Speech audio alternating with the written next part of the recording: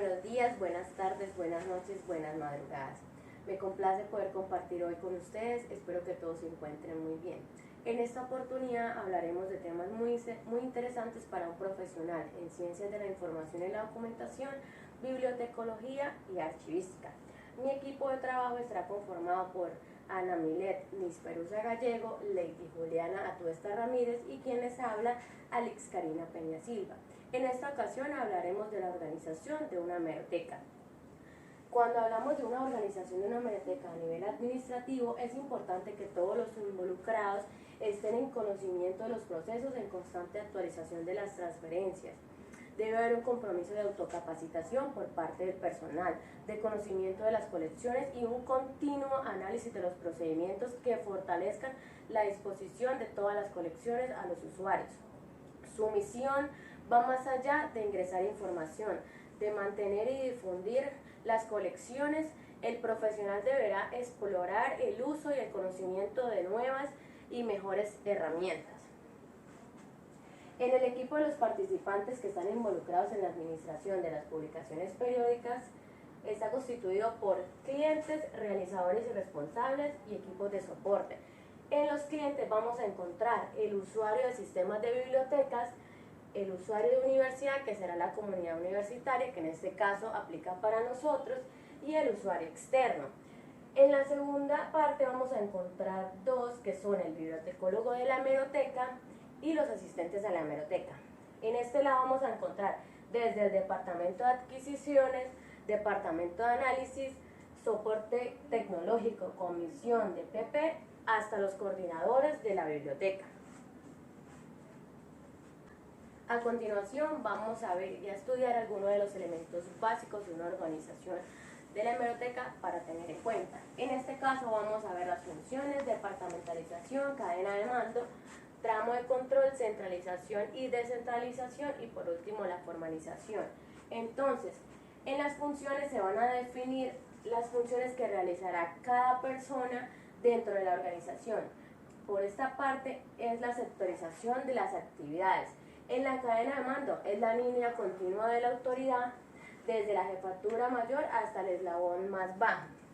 Ya por parte del tramo de control es la subordinación de un jefe que puede dirigir eficaz y eficientemente. Cuando llegamos a la centralización y descentralización nos encontramos con la toma de decisiones que está concentrada o por otro lado está delegada a funcionarios de mando medio o de niveles más bajos, que es lo que llamamos delegación de autoridad. En la formalización vamos a encontrar que es la utilización de normas fijas en los cargos de una organización con los objetos estandarizados. Cuando pasamos al proceso administrativo, el proceso administrativo en términos generales abarca la planificación estratégica, el conocimiento de la estructura organizacional, el desarrollo de los modelos y los procesos de aplicación de herramientas de control y colección. Y estos son algunos de los aspectos claves o aspectos generales a tener en cuenta, que son la planificación, organización, ejecución y control. En la planificación encontramos que es la función que permitirá determinar los objetivos y las acciones a tomar en determinado periodo. Esto es lo que llamamos servicio de diseminación selectiva de información. Por otra parte, en la organización es la distribución del trabajo en el grupo, estableciendo los niveles de autoridad y operación. Es aquí donde se determinan las tareas a los colaboradores o empleados. En la ejecución vamos a ver qué son las acciones realizadas por los integrantes del grupo en conformidad a la organización y a la planificación establecida. Entonces, deben ejecutarse las labores y sus servicios solicitados. En estos podemos encontrar distribución de artículos, notificar títulos y asignar recibos entrantes. En la parte del control vamos a tener la supervisión y revisión de los procesos para lograr los planes establecidos. Es importante destacar que desde el punto de vista administrativo, el proceso de control se mide con cantidad, que es el uso del tiempo, y la calidad, que lleva el costo. Dentro de esto incluye las horas y el hombre, es decir, la mano de obra.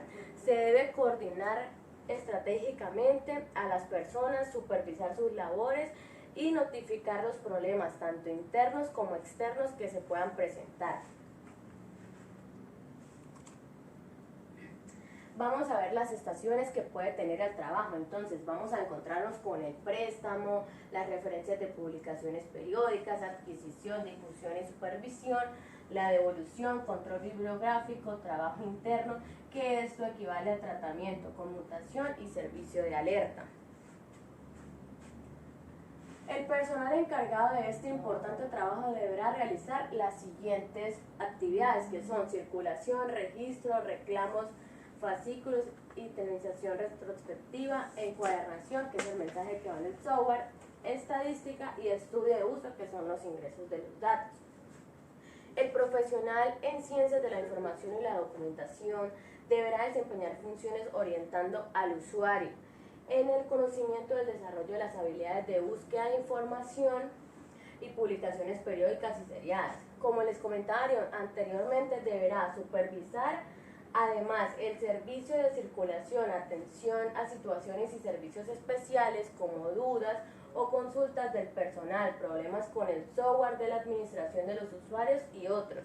Como decíamos anteriormente, todos los problemas deben ser reportados, ya sean internos o externos. Debe quedar una copia o soporte de todas estas notificaciones, con el objeto de otorgar un servicio expedito. Es fundamental que el jefe de grupo tenga claros los conceptos apropiados de liderazgo y motivación que permiten un desarrollo adecuado de las relaciones interpersonales y la obtención de buenos resultados. Les quiero compartir esta frase, que es interés por la gente e interés por los resultados. Las actividades estarán distribuidas entre profesionales y técnicos, asistentes y o administrativos, asignados y encargados a cada uno de los procesos de la hemeroteca, quienes deberán asumir su responsabilidad con total compromiso. En la organización de una hemeroteca, algunos de los presupuestos inherentes son adquisición de publicaciones periódicas y seriadas, asignadas a unidades académicas y bibliotecas. Tenemos los fondos, la reposición, el funcionamiento de equipos y materiales, la encuadernación, los ayudantes y los alumnos. Pero el personal encargado de la hemeroteca deberá velar porque en cada año el presupuesto anual quede incorporado para los recursos de continuidad, así mismo como las asignaciones extraordinarias. Es indispensable que haya un ambiente de armonía y buena voluntad en la hemeroteca. Los logros y la calidad de los resultados se obtienen de la integración de los componentes del grupo, bien capacitados y con procedimientos claros, siempre motivados con un objetivo común. A continuación, mi compañera Ana Milet les seguirá hablando de este importante tema. Buenas tardes. Como ya lo había mencionado mi compañera Alice, mi nombre es Ana Nisperusa y en el día de hoy les voy a hablar sobre la selección y adquisición de recursos documentales para una hemeroteca. La selección. La selección es el proceso mediante el cual se escoge el material bibliográfico necesario para satisfacer la demanda y necesidad de información de los usuarios de una biblioteca o una hemeroteca. Se dice que es la base para la funcionalidad de la hemeroteca y es la base para el desarrollo de las colecciones. Además, es una labor intelectual que requiere de un análisis riguroso de muchas variables. En esta labor, el profesional en ciencias de la información interactúa con personas expertas en diferentes áreas del conocimiento, cuya participación es importante para seleccionar el material a adquirir. Políticas institucionales de desarrollo de colecciones. Estas políticas deben estar orientadas en criterios basados en normas, recomendaciones e indicadores nacionales e internacionales que estén relacionados con los servicios de información documental de la hemeroteca, es decir, que estén relacionados con los objetivos y funciones de la hemeroteca. Si es una hemeroteca universitaria, estos estándares deben de ser de dicho tipo de hemeroteca. Criterios de selección. Tenemos el contenido temático. Este se refiere a que el contenido del material bibliográfico debe estar relacionado con las funciones de la hemeroteca. Es decir, que si mi hemeroteca es de fútbol, el material bibliográfico debe ser de fútbol. La previsión de uso. ¿Cuántas personas pueden llegar a utilizar ese material? Si debe ser impreso o digital, dependiendo el desarrollo tecnológico con el que cuente la hemeroteca y la conectividad de la que disponga la comunidad a la cual la hemeroteca presta los servicios. Tenemos los valores bibliográficos. Estos se refieren a la calidad del contenido de la fuente de información, es decir, el editor, si es una publicación arbitrada o no. Y por último tenemos el idioma, formato y fecha. El idioma muchas veces es una dificultad para el material impreso, puesto que debe ser el idioma que maneje los usuarios. Pero para material digital no sería tanta dificultad porque con el avance de las tecnologías se puede traducir fácilmente. El formato, si es impreso o es digital, y la fecha, que es un dato importante para saber la periodicidad y la frecuencia del material. Aspectos a considerar para la selección. Tenemos la pertinencia y la relevancia de los documentos a adquirir. Estos deben estar relacionados con la necesidad y demanda de información de los usuarios. Tenemos el equilibrio en el desarrollo de las colecciones, siempre buscando satisfacer la necesidad de información de la totalidad o la mayoría de los usuarios. El idioma, que ya les había hablado sobre eso, y la fecha, porque siempre debemos tener en cuenta que el material debe ser actualizado, información que no esté obsoleta, que no sea de tiempos muy antiguos. El desarrollo de las colecciones de carácter regional se refiere a esas colecciones que conservan y difunden la memoria histórica y documental de la región. El soporte y el formato. Este se refiere al soporte en el que está disponible la información, teniendo en cuenta los avances tecnológicos y de la ciencia de nuestra hemeroteca. Y el costo. El costo se refiere a esos documentos de excesivo valor. Siempre se deben escoger teniendo en cuenta qué tan necesarios son para satisfacer las demandas y necesidades de información de nuestros usuarios. Las fuentes de selección. Entre estas fuentes de selección tenemos las bibliografías. Estas pueden ser recomendadas por los programas académicos de las universidades o de personal experto en diferentes áreas del conocimiento. Los catálogos de editoriales regularmente están en línea o impresos y vienen por área temática, en donde se muestran las nuevas versiones y las nuevas colecciones de las editoriales. Tenemos las fuentes y recursos de información en la red internet y los catálogos de hemerotecas. Podemos consultar estos catálogos en línea de otras hemerotecas que tienen el mismo área temática. Tenemos los boletines de adquisición, la consulta a docentes y especialistas en diferentes áreas del conocimiento, y tenemos también las solicitudes y sugerencias que hacen los estudiantes o los diferentes tipos de usuarios que tenemos. La adquisición. La adquisición es la función que consiste en proveer del material bibliográfico a la hemeroteca. Es ese material que va a suplir las necesidades de los lectores. Significa que va a solucionar la necesidad que tienen estos lectores de información, y además es el resultado de un estudio que ya se realizó previamente, que es la selección. Las formas de adquisición. Se puede adquirir el material bibliográfico por compra directa, cuando se compra directamente al autor, a las editoriales o a los compiladores.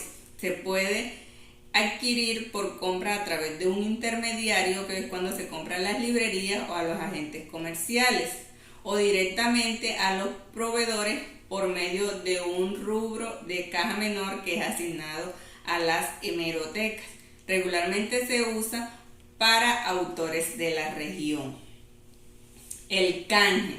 El canje es una manera de compartir material bibliográfico entre unidades de información. La donación. La donación son las regalías que recibe la hemeroteca de material bibliográfico. Estos deben de cumplir unos requisitos: que estén en buen estado, que completen la colección, que puedan utilizarse para reemplazar un documento que ya existe, pero que está en mal estado, que tengan valor bibliográfico o temático, que puedan valorarse positivamente por especialistas si es necesario, y que sean de actualidad o de valor histórico literario. Y por último tenemos la cooperación, que es un convenio que se hace entre diferentes hemerotecas, donde éstas se comprometen a adquirir un determinado número de publicaciones que las otras no tienen. Muchas gracias. A continuación, mi compañera Lady Juliana les va a seguir hablando sobre este tema. Gracias, compañera. Como Ana Milet ya mencionó, mi nombre es Lady Juliana Tuesta Ramírez y hoy les hablaré sobre la difusión de la información, descarte y evaluación de colecciones de una biblioteca. La difusión de la información. La biblioteca debe difundir los recursos de información adquiridos, ya sea por medio impreso, digital o electrónico, buscando así la efectividad y la eficiencia de los procedimientos. Los medios de difusión son boletines, resúmenes, tablas de contenido, redes de información y cursos de capacitación. Se debe informar a quien haya pedido el material, ya que hay que difundirlos o de lo contrario, esto se perdería. Del proceso. El proceso anual. La biblioteca debe tener presente los estándares e indicadores establecidos para la educación superior. Es decir, se debe asignar de manera equilibrada y equitativa los recursos entre los diferentes programas y facultades. Las consideraciones. La primera de ellas son la población estudiantil de cada facultad. La segunda es el estado actual del material documental de cada colección, y este se analiza si es necesario intervenir en mayor o menor cantidad en un programa de facultad. Las solicitudes o requerimientos por parte de los docentes. Y por último están las necesidades de información de la biblioteca. En este se evidencia mediante observaciones y análisis estadísticos de la demanda de servicios. Descarte y evaluación de colecciones. El descarte es un proceso importante, debe hacerse de manera permanente y de manera sistemática. Todo esto con el fin de diagnosticar el material y evitar que se vuelva obsoleto. Aquí se identifica la pertinencia, relevancia e irrelevancia de los documentos con respecto a los intereses de los usuarios. Debemos tener muy en cuenta este factor. Criterios. El valor del documento. En este punto debemos tener en cuenta el contenido, los temas y la información falsa. Títulos que no han circulado, ya sea por su obsolencia y que no hayan circulado durante un periodo de 10 años. Ediciones desactualizadas, duplicados y material en mal estado. Los artículos en mal estado son los que tengan el papel dañado, desgastados o que no se puedan reparar. Las revistas.